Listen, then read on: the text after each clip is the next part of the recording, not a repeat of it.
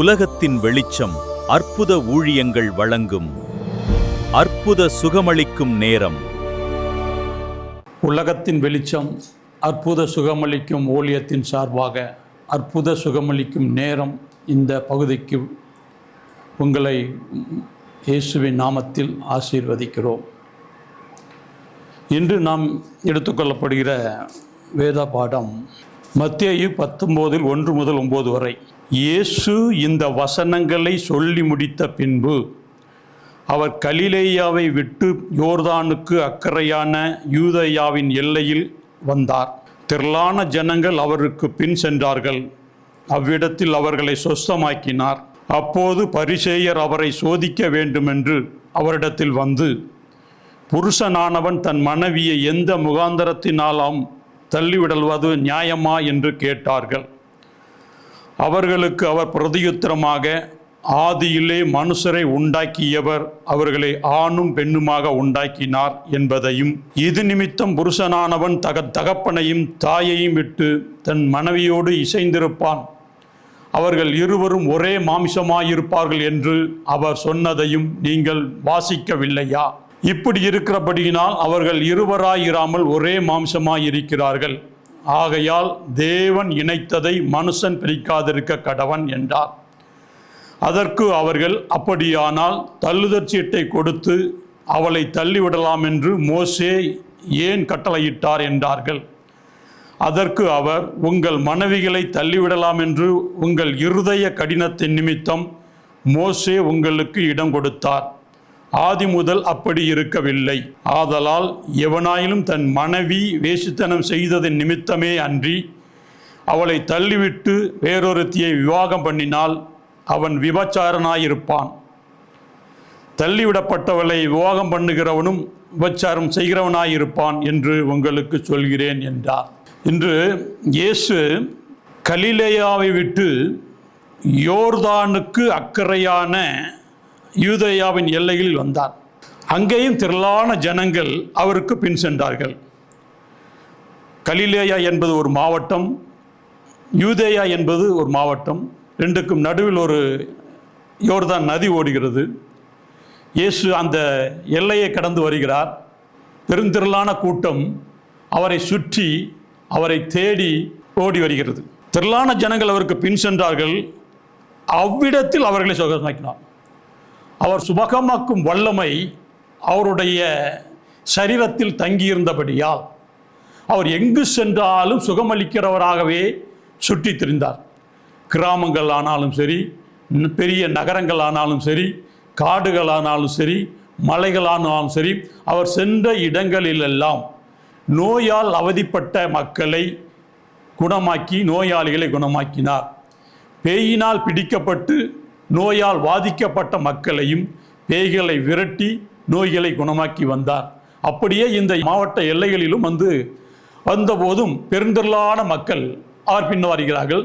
அவ்விடத்திலும் அவர் நின்று மக்களை குணமாக்குகிறார். குடும்பத்தில் நோய், குடும்ப உறவில் பிணி, குடும்ப உறவில் பிசாசின் பிடி என்று பிடித்துக் கொள்கிறது. அந்த சூழ்நிலையில்தான் பரிசேயர்கள் எல்லா கூட்டத்தோடும், பெருந்திரளான கூட்டத்தோடும் இந்த பரிசேயர்கள் அவருக்கு பின்னாலே அவரை சோதிக்கும்படியாக அவருக்கு பின்னாடியே வந்து கொண்டிருக்கிறார்கள். அந்த இடத்தில் அவர்கள் கேட்கிறார், புருஷனானவன் தன் மனைவியை எந்த முகாரத்தினாலும் தள்ளிவிடுவது நியாயமா என்று கேட்கிறார்கள். இயேசு அவர்களுக்கு பிரதியுத்தரமாக, ஆதியிலே மனுஷனை உண்டாக்கியவர் அவர்களை ஆணும் பெண்ணுமாக உண்டாக்கினார் என்பதையும், இது நிமித்தம் புருஷனானவன் தன் தகப்பனையும் தாயும் விட்டு தன் மனைவியோடு இசைந்திருப்பான், அவர்கள் இருவரும் ஒரே மாமிசமாய் இருப்பார்கள் என்று சொன்னதையும் நீங்கள் வாசிக்கவில்லையா என்று கேட்கிறார். இந்த வார்த்தை எங்கே இருக்கிறது என்றால், ஆதியாகமம் 1ஆம் அதிகாரம் 27வது வசனத்திலே, தேவன் தம்முடைய சாயலாக மனுஷனை சிருஷ்டித்தார், அவனை தேவ சாயலாகவே சிருஷ்டித்தார், ஆணும் பெண்ணுமாகவே அவர்களை சிருஷ்டித்தார். தேவன் நம்மை அவருடைய சாயலாகவே சிருஷ்டித்திருக்கிறார். இன்றும் கூட பாருங்கள், குழந்தை பிறந்து விட்டது என்றால் இந்த குழந்தை பாருங்கள் அப்பாவை உரித்து வைத்தது போல் இருக்கிறது, அம்மாவை உரித்து வைத்தது போல் இருக்கிறது என்று சொல்வார்கள். அதுபோல கடவுளும் நம்மை உருவாக்கி உண்டாக்கி படைத்த போது அவருடைய சாயலாகவே நம்மை படைத்தார். மனிதன் குரங்கிலிருந்து வந்தான் என்று ஒரு சில தியரி சொல்கிறது.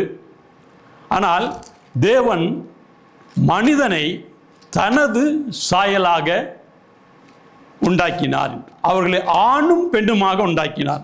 ஒரு ஆணுக்கு உற்ற துணையாக, உறுதுணையாக ஒரு பெண் இருக்க வேண்டும். அப்படி இருக்கும்போதுதான் அது குடும்பமாக்கப்படும், குடும்பமாக கருதப்படும், குடும்பமாக கட்டி எழுப்பப்படும். இந்த ஆணும் பெண்ணும் இணையும் போதுதான் பிள்ளைகள், பேரப்பிள்ளைகள் பெற்றெடுக்கப்படும். அந்த குடும்பம் உருவாவது நல்ல துணையினால் தான் நல்ல குடும்பம் கட்டி எழுப்பப்படும்.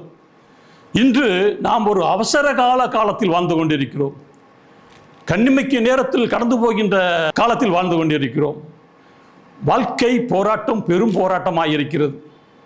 வாழ்க்கையோடு போராடுவது பெரும் போராட்டமாக இருக்கிறது. குடும்பத்தை கணவன் மனைவியோடு வாழ்வதும் குடும்பத்தோடு வாழ்வதும் பெரும் போராட்டமாக இருக்கிறது. இந்த போராட்டத்துக்கு நடுவிலே பிசாசும் அவனுடைய கையை உள்ளே விட்டு விடுகிறான். ஆணும் பெண்ணுமாக படைத்தார், கணவன் பெண்ணுமாக படைத்தார். இவர்கள் கேட்கிறார்கள், பரிசேயர்கள், புருஷனானவன் தன் மனைவியை எந்த முகாந்திரத்தினாலும் ஆகிலும் தள்ளி விடுவது நியாயமா என்று கேட்கிறார்கள். இந்த தள்ளி விடுதலை பற்றி இயேசு சொல்கிறார். மோசே தன்னுடைய நியாயப்பிரமாண சட்டத்திலே எழுதி வைத்திருக்கிறார். உபாகமம் 24:1-4. ஒருவன் ஒரு ஸ்திரீயை விவாகம் பண்ணி கொண்ட பின்பு அவளிடத்தில் இலச்சையான காரியத்தை கண்டு அவள் மேல் பிரியமற்றவனானால் அவள் தள்ளுதலின் சீட்டை எழுதி அவன் கையிலே கொடுத்து அவளை தன் வீட்டிலிருந்து அனுப்பிவிடலாம். அவள் அவனுடைய வீட்டை விட்டு போன பின்பு வேறொருவனுக்கு மனைவியாகலாம்.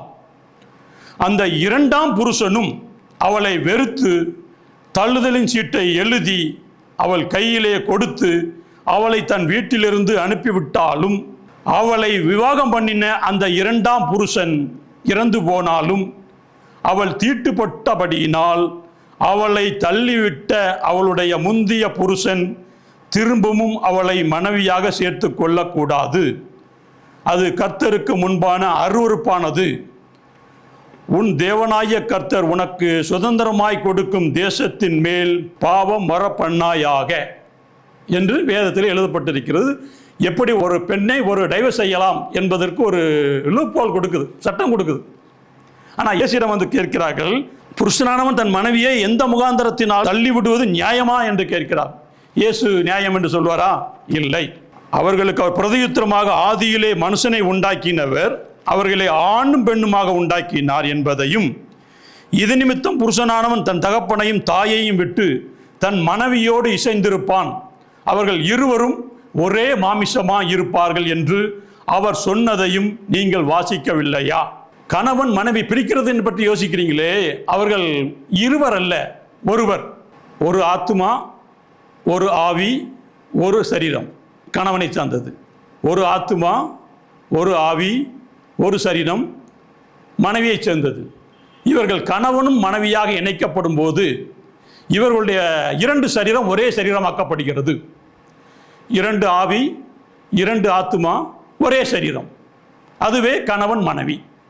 இவர்கள் இணையும் போது பிறக்கிற பிள்ளைகள், குழந்தைகள், குடும்பம் என்று.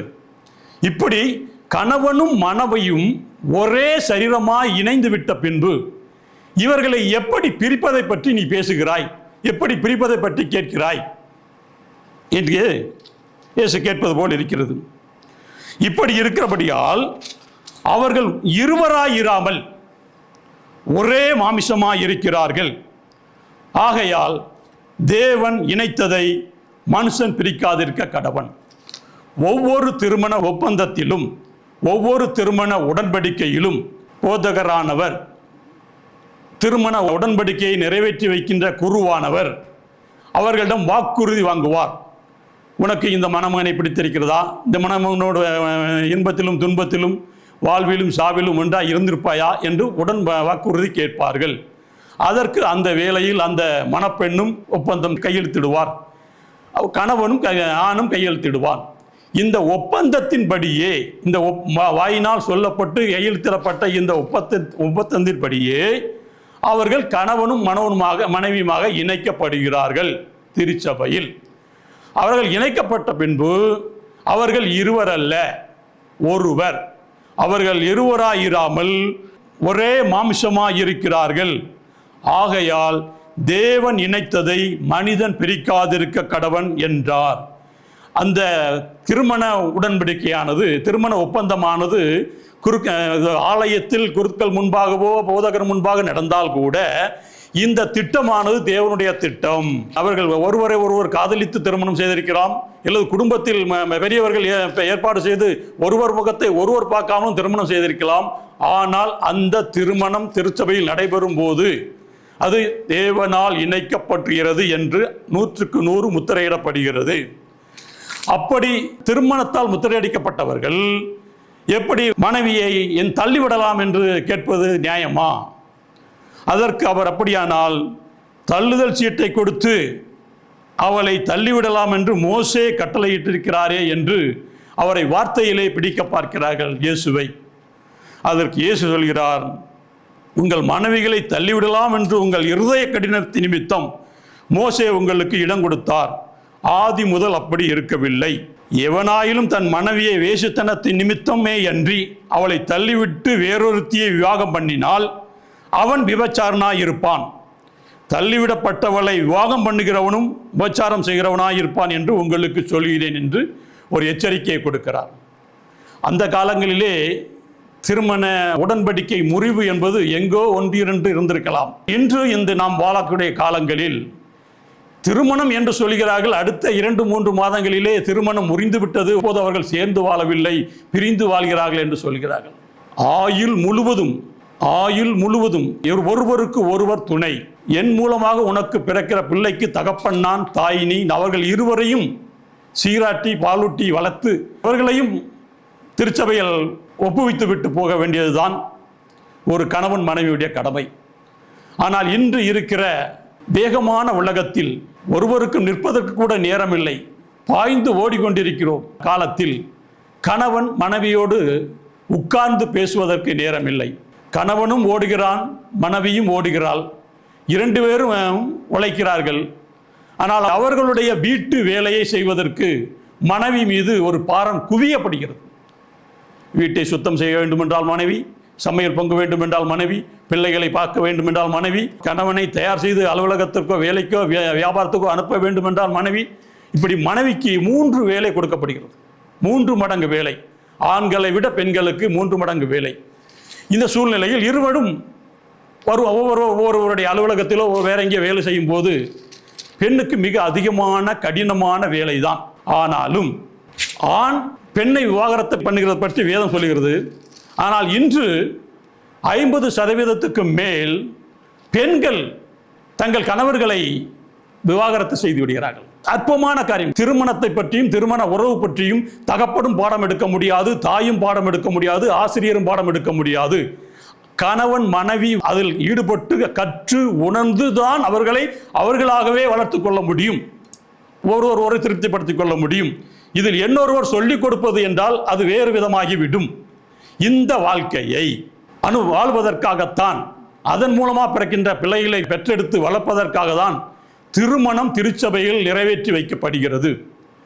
ஆனால் எல்லா சபைகளிலும், அது புராட்டஸ்டன்ட் சபையாக இருந்தாலும் சரி, கத்தோலிக்க சபையாக இருந்தாலும் சரி, எல்லா சபைகளிலும் இன்று விவாகரத்து விவாகரத்து விவாகரத்து இதைத்தான் கேள்விப்பட்டு கொண்டிருக்கிறோம். பெண்ணானவள் படிக்கிறாள், நன்றாக படிக்கிறாள், அவர்களுடைய மூளை அமைப்பு படிப்பதை உடனே பிடித்து கொள்ளும். ஆண்களுக்கு அப்படி பிடிக்காது. அவர்களுக்கு திருப்பி திருப்பி மண்டையில் போட்டால் தான் அவர்களுக்கு புரியும். ஆனால் ஆகும் பண்ணும்போது பெண் வேகமாய் போய்விடுகிறாள். ஒரு படிப்பானாலும் சரி, வேலை வாய்ப்பானாலும் என்று முதலிடத்தை பிடித்துக்கிறார். அந்த முதலிடத்தை பிடித்தது மட்டுமல்ல, போட்டியுள்ள உலகத்தில் இன்னும் முன்னேற வேண்டும், இன்னும் முன்னேற வேண்டும், இன்னும் முன்னேற வேண்டும் என்று அந்த முன்னேற்றத்தை நோக்கி பார்க்கிற பாதையில் பெண்ணானவள் தோற்று விடுகிறாள். பெண்ணுக்கு எளிதாக வேலை கிடைத்துவிடும், ஆணுக்கு வேலை கிடைப்பது மிக கடினமானது. ஏன்னா ஆண் ஒரு முறை வேலைக்கு வந்து விட்டான் என்றால் அவன் ரிட்டையர் ஆகி வருவதற்கு வரைக்கும் அங்கே இருந்து வாழ்ந்து விடலாம் என்று நினைப்பான். ஆனால் பெண் அப்படி அல்ல. திருமண ஒரு காரியம் ஏற்பட்டாலும், வேறு வெளியூருக்கு செல்ல வேண்டிய சூழ்நிலை ஏற்பட்டாலும் வேலையை விட்டு போய்விடுவாள்.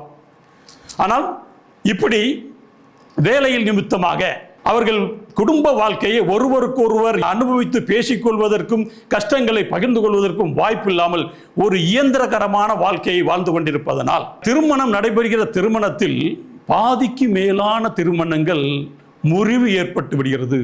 பிரிந்து வாழ்கிறார்கள், தனித்து வாழ்கிறார்கள். அவர்கள் வெளியே சொல்ல முடியாமல், அவர்களை பெற்றவர்கள் தாய் தகப்ப வெளியே சொல்ல முடியாமல் மனதுக்குள் அழுது அழுது அழுது தேவனை நோக்கி அழுது அழுது அழுது விடிவு காலமே இல்லையா என்கின்ற சூழ்நிலையில் பல குடும்பங்கள் வாழ்கிறது. ஒரு 25 வயது வரை ஒரு பெண் படிக்கிறாள், வளர்கிறாள். 25க்கு மேல் திருமணம் செய்கிறாள். அவளுடைய வாழ்க்கை நல்லா இருக்க வேண்டும் என்று தேடி தேடி மாப்பிள்ளையை தேடி தேடி அவர்களுக்கு ஒரு திருமணத்தை பெண் படிக்கிறார்கள். ஆனால் திருமணம் முடிந்த ஒரே நாளிலே, ஒரே மாதத்திலே, 6 மாதத்திலே அவன் எனக்கு பிடிக்கவில்லை, அவன் ஆணாக இல்லை, அவன் சைக்கோவாக இருக்கிறான் என்று பல குற்றச்சாட்டுகளை அள்ளி குவித்து நாம் இன்டர்நெட்டில் பார்க்கிறோமே பல செய்திகள், படங்கள், அதையெல்லாம் பார்த்து அது நிஜம் என்று நம்பி அதை போல் இல்லையே என்று ஒரு வார்த்தையில் அவன் ஆண்மையற்றவன் என்று அவனை ஊரார் முன்பாக கரிபூசி விடுகிறார்கள். இந்த திருமணம் என்பதை தேடி பிடித்து விடும். விவாகரத்து என்பது உடனே கிடைத்து விடுமா? கத்தோலிக்க திருச்சபையில் விவாகரத்து என்பது அவ்வளோ சீக்கிரம் வாங்கிட முடியாது. அது அந்த பிரச்சனை விசாரிக்கப்பட்டு ஆராய்ந்தப்பட்டு அது ரோமுக்கு போய் அங்கிருந்து வர்றதுக்குள் 10 வருஷம் ஆகிடும். ஆனால் திருச்சபையை மட்டும் நம்பிக்கொண்டிராமல் வழக்கு மன்றங்களை நோக்கி போய் அவர்கள் 6 மாதத்துக்குள்ளாக விவாகரத்து வாங்கி விடுகிறார்கள். இந்த விவாகரத்து வாங்கிவிட்ட பின் அவர்கள் அடுத்த வாழ்க்கை எப்படி வாழ்வது? இந்த விவாகரத்து வாங்குவதற்குள் திருமணமாகி 5 வருடம் 10 வருடம் ஆகிடும். மனைவிக்கு நல்ல வேலை கிடைக்கும், கணவனுக்கு சுமாரான வேலை தான் கிடைக்கும். ஒரு அழைப்பு வரும்போது அமெரிக்காவுக்கு புறப்பட்டு சென்று விடுகிறார். கணவனால் வர முடியுமா, இல்லை அம்மாவால் வர முடியுமா, அப்பாவால் வர முடியுமா, துணைக்கு யாரும் வருவார்களா, வர வேண்டாம் நான் பார்த்துக்கொள்கிறேன் என்று தன்னுடைய அறிவின் நிமித்தமும் தன்னுடைய தைரியத்தின் நிமித்தம் போய்விடுகிறார். அங்கே வேலை செய்கிறார். கணவன் இங்கே, மனைவி அங்கே. இது வேதம் தேவன் எதிர்பார்க்கிறாரா? வேதம் எதிர்பார்க்கிறதா? கணவன் மனைவி பிரிந்து இருக்கக்கூடாது என்று வேதம் சொல்லுகிறது. 1 கொரிந்தியர் 6:16-18 சொல்லுகிறது, உங்கள் சரீரங்கள் கிறிஸ்துவின் அவயங்கள் என்று அறியீர்களா? அப்படி இருக்க நான் கிறிஸ்துவின் அவயங்களை வேசியின் அவயங்களாக்கலாமா? அப்படி செய்யலாகாதே. வேசியோடு இசைந்திருக்கிறவன் அவளுடனே ஒரே சரீரமாயிருக்கிறான் என்று அறியீர்களா? இருவரும் ஒரே மாம்சமாயிருப்பார்கள் என்று சொல்லியிருக்கிறது. கணவன் மனைவிக்கு கொடுக்கப்பட்ட அதே வார்த்தை தான், இருவரும் ஒரே சரீரமாயிருப்பார்கள்.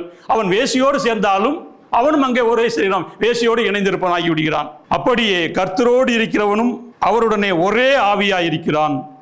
வேசித்தனத்துக்கு விலகி ஓடுங்கள். மனுஷன் செய்கிற எந்த பாவமும் சரீரத்துக்கு புறம்பானது. வேசித்தனம் செய்கிறவன் தன் சரீரத்துக்கு விரோதமாக பாவம் செய்கிறான். உங்கள் சரீரமானது நீங்கள் தேவனாலே பெற்று உங்களில் தங்கியும் இருக்கிற பரிசுத்த ஆவியினுடைய ஆலயமாயிருக்கிறது என்றும் நீங்கள் உங்களுடைய அல்ல என்றும் அறியீர்களா? இந்த கணவன் மனைவி பிரிந்திருக்கும் போது பிசாசு ஈஸியாக உள்ளே விழுந்து விடுவான். எங்கே ஒரு முரட்டாட்டம் இருக்கிறதோ அங்கே பிசாசு இருக்கும். எங்கே ஒரு கீழ்ப்படியாமல் இருக்கிறதோ அங்கே பிசாசு வந்துவிடும். எங்கே ஒரு வன்முறை பேச்சு இருக்கிறதோ அங்கே ஒரு வன்முறை ஆவி வந்துவிடும், அடிதடி ஆவி வந்துவிடும். இப்படி முரட்டான பேச்சுகள் கணவன் மனைவிகள் உண்டாவது இயல்பாக பெண்களுக்கு வாய் கொஞ்சம் நீளமாக இருக்கும், ஆண்களுக்கு கை கொஞ்சம் நீளமாக இருக்கும். அவர்கள் வாயப்பட்டதை இடைன்னு அடிக்க உடனே கையால் இருந்து அடி அடிச்சு. 25 வருஷமா எங்கள் அப்பா என்ன தொடலை, எங்கள் அம்மா என்ன தொடலை, நேற்று வந்து நீ என்ன தொட்டுட்டியே, நீ என்ன அடிச்சிட்டியே அப்படின்னு ஆரம்பிக்கிற பிரிவு. அவர்கள் விலகி இந்த பக்கம் விலகி அவங்க இந்த பக்கம் விலகி கணவன் மனைவி இல்லாமலும் மனைவி கணவன் இல்லாமலும் வாழ்ந்து அங்கே பிசாசு ஊடுருவி இவர்களுடைய மரத்தை பிளப்பதற்கு ஒரு சக்கையை சொருவார்கள், ஆப்பு சொருவார்கள். அதே போல பிசாசானவன் இவர்களுடைய வாழ்க்கையை பிளந்து எறிவதற்காக நடுவிலே ஆப்பை சொருவி இவர்களை 2ஆகவே பிளந்து விடுகிறான். 2 பேருமே பிரிந்து போகக்கூடிய சூழ்நிலை வந்து விடுகிறது. 2 பேருமே பிரிந்து போகக்கூடிய சூழ்நிலை வந்து விட்டால், திருமணம் முறிந்து விட்டால் இவர்கள் அடுத்து என்ன செய்வார்கள்? மனைவி இன்னொரு கணவனை தேட வேண்டும். அது எளிதான காரியம் அல்ல, மிக கடினமானது. கணவன் இன்னொரு மனைவியை தேட வேண்டும். இது ஆணுக்கு நல்ல வசதியோடு செல்வத்தோடு செழிப்போடு இருப்பான் என்றால் உடனே வாய்த்து விடும். அவனுக்கு எந்த விதமான கேள்விகள் அதில் கேட்கப்படாது. ஆனால் பெண்கள் அப்படி அல்ல. அங்கே முதல் திருமணம் செய்யும் போது முதல் கணவன், இது விவாகரத்தாகி விட்டு திருமணம் செய்யும் போது இரண்டாவது கணவன். ஒரு ஆணுக்கு இரண்டாவது மனைவி என்பது பெரிய காரியமாய் தெரியாது. ஆனால் ஒரு பெண்ணுக்கு இரண்டாவது கணவன் என்பது மிகவும் கொடினமாய் இருக்கும். கடந்த காலங்களை நினைத்து பார்க்க முடியாது, கடந்த காலங்களை பற்றி சொல்ல முடியாது. அவன் என் வாழ்க்கையிலிருந்து போய் தொலைந்தான். எங்கே 3 மாத உறவு பழக்கத்துக்குள் அவர்கள் பிரிந்து விடுகிறார்கள். அவர்கள் பிரிந்து அவரவர்கள் வாழ்க்கையை வாழ்வதாக நினைக்கிறார்கள்.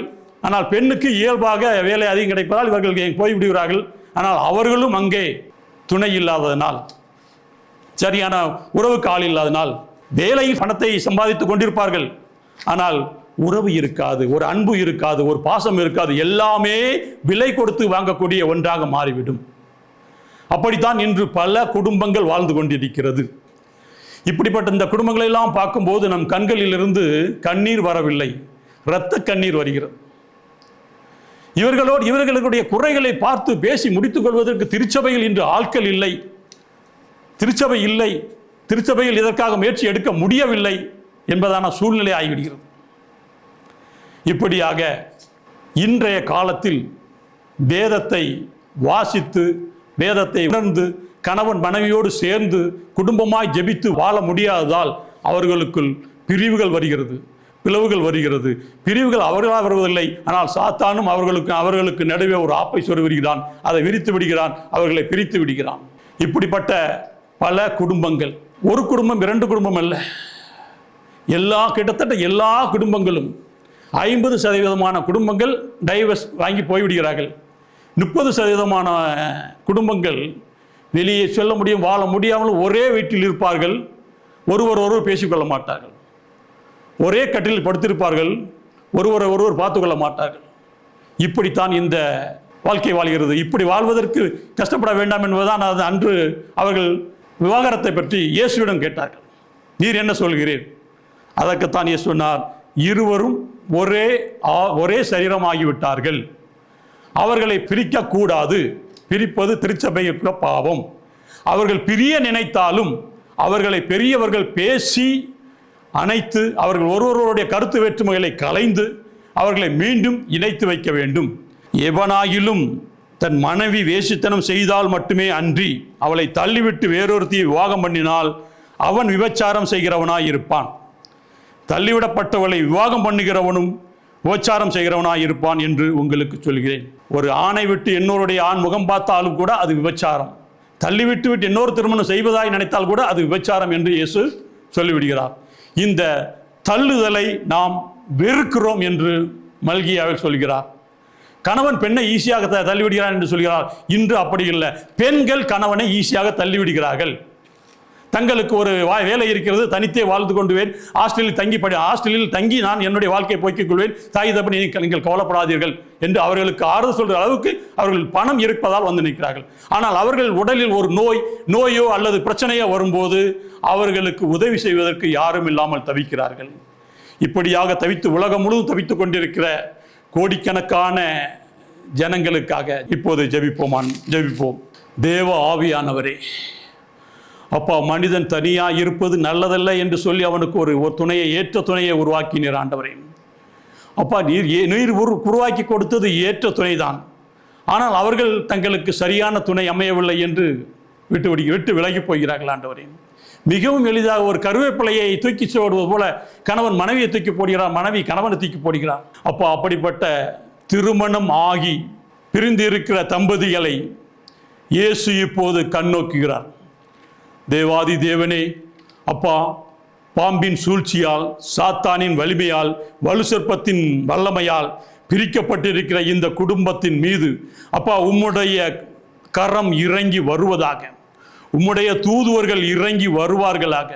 அப்பா, அனைவரும் ஒன்றாய் இருப்பார்கள் என்று தானே நீ சொன்னீர் ஆண்டவரே. அவர்கள் பிரிந்திருப்பார்கள் என்று சொல்லவில்லையே. அப்பா, அவர்களை கூட்டி சேர்த்தும் கணவனையும் மனைவியையும் நீர் கூட்டி சேர்த்து அருளும் ஆண்டவரே. அவர்களுக்குள் 1000 கருத்து வேறுபாடுகள் இருந்தாலும், முரண்பாடுகள் இருந்தாலும் அங்கே உம்முடைய தூய ஆவியானவரை அனுப்பி அப்பா கசப்புகளை எல்லாம் மாற்றி போடும் ஆண்டவரே, வெறுப்புகளை எல்லாம் மாற்றி போடும் ஆண்டவரே. அப்பா, நாம் உலக தோற்றத்திற்கு முன்பாகவே ஒருவருக்கு ஒருவரென்றே நாம் படைக்கப்பட்டோம், பிணைக்கப்பட்டோம், இணைக்கப்பட்டோம், வாழ்க்கை தொடங்கி இருக்கிறோம் என்ற நம்பிக்கையில் அவர்கள் ஒருவருக்கு ஒருவர் விட்டு கொடுத்து வாழும்படியான மனப்பான்மை உண்டாகும்படி உம்முடைய பலத்த கரம் இறங்கட்டும் அப்பா.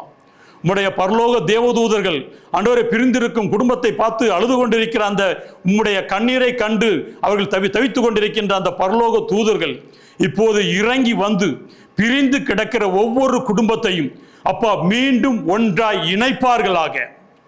மீண்டும் அவர்கள் ஒருவர் முகத்தை ஒருவர் பார்த்து மகிழுவார்களாக. தேவாதி தேவனே, உம்முடைய வார்த்தையின்படி கொடுக்கப்பட்ட இந்த வேத புஸ்தகத்தின் சாட்சியாக திருமணம் செய்த உம்முடைய மக்கள், திருமணம் நடைபெற்ற பாதி மக்கள், 50% மக்கள் திருமண வாழ்க்கையை இழந்து பிரிந்து வாழ்கிறார்கள். ஆண்டவரே, பிரிந்திருக்கிற அவர்களை நீர் ஒன்றாய் இணைப்பீராக. ஆண்டவரே, நீர் ஒன்றிணைத்து அரவணைத்து வழிநடத்தும் தேவன் அல்லவா? நீர் எப்போது பிரிந்திருக்கிற ஒவ்வொரு கணவன் மனைவி மீதும் நீர் உம்முடைய ஆவியை ஊற்றும் ஆண்டவரே. உம்முடைய பரிசுத்த ஆவியை ஊற்றும் ஆண்டவரே. அவர்களுடைய முரட்டாட்டம் பண்ணுகிற அந்த முரட்டாட்டத்தின் ஆவியை அவர்களுடைய தலையிலிருந்து நீக்கி போடும் ஆண்டவரே. அவர்களுடைய வாயிலிருந்து நீக்கி போடும் ஆண்டவரே. அவருடைய வாழ்க்கையிலிருந்து நீக்கி போடும் ஆண்டவரே. அப்பா, அனைவரும் ஒன்றாய் இருப்பார்களாக என்று சொன்னீரே ஆண்டவரே. கணவனும் மனவனும் ஒன்றாய் இருக்கும்படியாக ஜெபிக்கிறோம் அப்பா. பிரிந்து போன கணவர்கள் மீண்டும் ஒன்றாய் இணையும்படியாக ஜெபிக்கிறேன் அப்பா. அப்பா, இளமையின் காலம் முழுவதும் பிரிந்து வாழ்ந்துவிட்டு முதுமையில் யாரோடு இருப்போம் என்று தெரியாமல் தவித்துக் கொண்டிருக்கிற அந்த ஒவ்வொரு தம்பதிகளையும் கண்ணோக்கி பாரும் ஆண்டவரே. கணவனை கண்ணோக்கி பாரும் ஆண்டவரே. கணவனுக்காக அழுது கொண்டிருக்கிற மனைவியை கண்ணோக்கி பாரும் ஆண்டவரே. அப்பா, நீர் இவர்களை மீண்டும் ஒன்றாய் இணைப்பீராக ஆண்டவரே. மீண்டும் அவர்கள் தங்களுடைய இளமை காலங்கள் வீணாகி விடுவதற்குள் அப்பா ஒன்றாய் இணைவார்களாக. அவர்களை ஒன்றிணைத்து அன்பின் கயிறுகளால் இணைத்து கட்டுவீராக ஆண்டவரே. கணவன் மனைவியை அன்பின் கயிற்றுகளால் கட்டி ஒன்றாய் இருக்கும்படியாக செய்வீராக ஆண்டவரே. தேவ ஆவியானவரே, உம்முடைய பலத்த கரம் இறங்கட்டும் ஆண்டவரே. இந்த செய்தியை கேட்டுக்கொண்டிருக்கிற ஒவ்வொரு மக்கள் மீதும் ஆண்டவரே உம்முடைய வல்லமையான கரம் இறங்கட்டும் அப்பா. அவர்களுடைய பிடிவாத ஆவியா பிடிவாதத்தில் இருந்து கொண்டிருக்கிற பிடிவாத ஆவி இப்போதே அவர்களை விட்டு விலகட்டும். பிடி விலகட்டும், வாதம் விலகட்டும், அவர்களுக்கு அன்பு பெருகட்டும், ஒருவர் காண வேண்டும் என்கின்ற வாஞ்சை பெருகட்டும். அவள் வாஞ்சை பெருகட்டும், அவள் வாஞ்சை பெருகட்டும். அவனுடைய வாஞ்சை, கணவனை குறித்து அவனுடைய வாஞ்சை பெருகட்டும், மனைவியை குறித்து அவனுடைய வாஞ்சை பெருகட்டும். அப்பா இயேசுவே, உம்முடைய தெய்வீக கரம் இப்போது அந்த குடும்பங்கள் மீது இறங்கட்டும் ஆண்டவரே. அந்த குடும்பத்தை பிரித்து வைத்திருக்கிற தாய் மீது இருந்து செயல்பட்டு கொண்டிருக்கிற ஆவியை இயேசுவின் நாமத்தில் கட்டி அகற்றி அப்புறப்படுத்துகிறேன். தகப்பன் மீது இருந்து கொண்டிருக்கிற ஆவியை கட்டி அகற்றி போடுகிறேன். குடும்பத்தின் மீது யார் மீதும் நாத்தனார் வந்தனார் போனனார் மீது இருந்து கிரியை செய்கிற எல்லா ஆவிகளையும் கடித்து கொள்கிறேன். தேவ ஆவியானவரே, இப்போதே நீர் இறங்குவீராக. பிரிந்து கிடக்கிற அந்த குடும்பங்களை ஒன்றாய் இணைப்பீராக ஆண்டவரே. அப்பா, தத்தளித்துக் கொண்டிருக்கிற அந்த தாய் தகப்பன்மார்களுக்கு ஒரு ஆறுதலை கொடுப்பீராக ஆண்டவரே. இந்த ஜெபத்தை கேட்கிற பிரிந்திருக்கிற ஒவ்வொரு ஜனங்களும் ஒன்றாய் இணைக்கப்படுவார்களாக ஆண்டவரே. அனைவரும் ஒன்றாய் இருப்பார்களாக என்ற வசனத்தின்படியே அவர்கள் சேர்ந்து இருப்பார்களாக, மீண்டும் அவர்கள் இணைந்திருப்பார்களாக. கோர்ட்டில் இருக்கிற வழக்கு வாய்தாக்களை கேன்சல் பண்ணுகிறேன். எல்லா விவாகரத்து வழக்குகளை இயேசுவின் நாமத்தில் கேன்சல் பண்ணுகிறேன். அந்த விவாகரத்தின் மூலமாக இழுத்து பிடித்துக் கொண்டிருக்கிற திருமணத்தை உடைத்தே தீர வேண்டும் என்று இருக்கிற அந்த வழக்கறிஞர்களை அவர்களை உன் கையை எடு என கட்டளை கொடுக்கிறேன். தேவதூதர்களே, இறங்கி வந்து இந்த வழக்கு மன்றத்தில் இருக்கிற எல்லா வழக்குகளும் கேன்சல் ஆகி அவர்கள் மீண்டும் ஒன்றாய் இணைவார்களாக. ஒன்றாய் இணைந்து ஆண்டவரே உம்முடைய சாட்சியாக வாழ்வார்களாக, உம்முடைய மகிமைக்காக வாழ்வார்களாக. ஆண்டவரே, ஒவ்வொருவரையும் பாதுகாத்துக் கொள்ளும், ஒவ்வொருவரையும் உம்முடைய செட்டைக்குள் மறைத்துக் கொள்ளும், ஒவ்வொருவரையும் அணைத்துக் கொள்ளும். உம்முடைய அன்பு அணைத்ததினால் அவர்களை கூட்டி சேர்த்து அணைத்து ஆண்டவரே அவர்களை மீண்டும் ஒன்றாய் இணைப்பீர்களாக. மீண்டும் ஒன்றாய் இணைத்து அவர்கள் வாழ்வாங்கு வாழும்படியாக உம்முடைய பலத்த கரத்தையும் அவர்களோடு இருக்கும்படியாக செய்து, உம்முடைய தூய ஆவியும் அவர்களோடு இருக்கும்படியாக செய்து, உம்முடைய தேவதூதர்களை அவர்கள் சுற்றி பாதுகாப்பாக இருக்கும்படியாக செய்து நீர் அவர்களை மீண்டும் ஒன்றாய் இணைக்க வேண்டும் என்று எங்கள் ஆண்டவரும் ஒன்றாய் இணைத்து அவர்களுடைய வாழ்வை வாழ்வாங்கு வாழ வேண்டும் என்றும், சீரும் சிறப்புமாக வாழ வேண்டும் என்றும், செல்வமும் செழிப்புமாக வாழ வேண்டும் என்றும், ஒருவருக்கொருவர் விட்டு கொடுத்து வாழ்வதே வாழ்க்கை என்று அறிந்து வாழும்படியாக எங்கள் ஆண்டவரும் உம்முடைய மகனுமாகிய இயேசு கிறிஸ்துவின் வல்லமையுள்ள பெயரால் ஜெபிக்கிறோம் எங்கள் நல்ல பிதாவே, ஆமென். எங்களோடு நீங்கள் தொடர்பு கொள்ள வேண்டிய முகவரி: சுவிசேஷகர் எஸ். சேசுராஜ், உலகத்தின் வெளிச்சம் அற்புத சுகமளிக்கும் ஊழியங்கள், எண் 14, இரட்டை பிள்ளையார் கோயில் தெரு, விஜயநகர், விளச்சேரி, சென்னை 600042. செல்போன் எண்கள் 9442354115 மற்றும் 6385113095. இமெயில் விலாசம் உலகத்தின் வெளிச்சம் @gmail.com. Sesuraj S 415 @gmail.com.